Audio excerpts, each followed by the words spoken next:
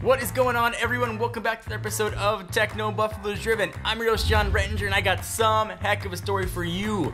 When I scour the internet's looking for a story or stories to share with you, sometimes not all of them jump out at me. This one, though, hit me like a freaking ton of bricks with its awesomeness. Audi issued a press release saying don't pay attention to Tesla. Why Audi would do that, I don't really know, but let's talk about it.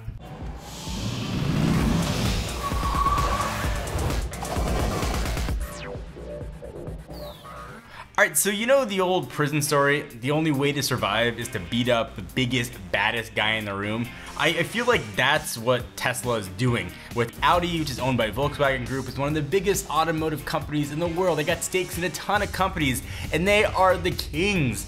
And Tesla's been sort of nipping at their heels. In the press standpoint, they've been sort of coming at them left and right to say, hey, our car's selling more, hey, our car's got more features. They're trying to compete with the big guys. You can't blame them. But that's a typical story. The little guy is always trying to compare himself to the big guy. That happens in every industry. What you don't see, though, is the big guy pay attention to it at all. That all changed on Monday. Audi issued a press release that was titled, and I quote, "Not so fast to put Tesla on that particular pedestal." And it's essentially 8 paragraphs of Audi making sure we all know that some reports are giving Tesla too much credit.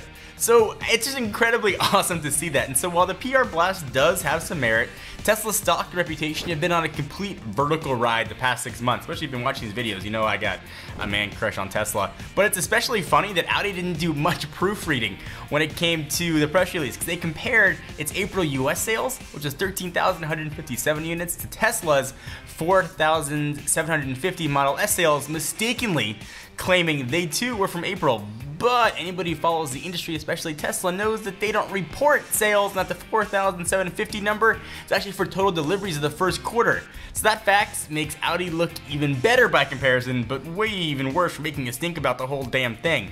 Why would they do this? It is so awesome that they put out a whole press release about it. In fact, let me read you a few quotes. And honestly, it's like watching an automotive episode of like a Mean Girls show or a movie. I mean, it just makes no sense. Audi is the plastics here. Let's go ahead and get fetched and read some quotes.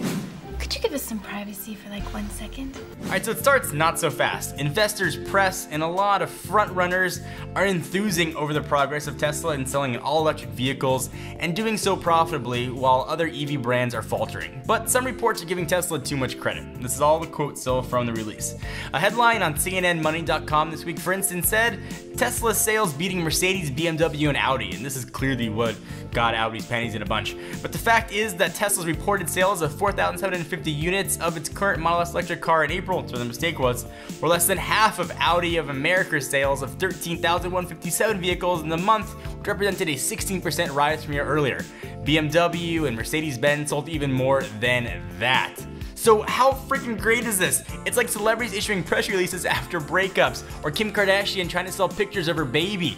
Why would Audi justify this? They're only giving Tesla more credence, more reputation. They're essentially using all their PR and media clout to be like, hey, Tesla's doing pretty well, but don't pay attention to him. It's like saying, look at this shiny diamond ring, but don't look at this ring. Don't even look at this beautiful, delicious looking diamond ring that you can wear on your finger. This is just beyond me. I have never seen a car company, especially one as well respected as Audi, that makes arguably some of the best cars on the freaking planet.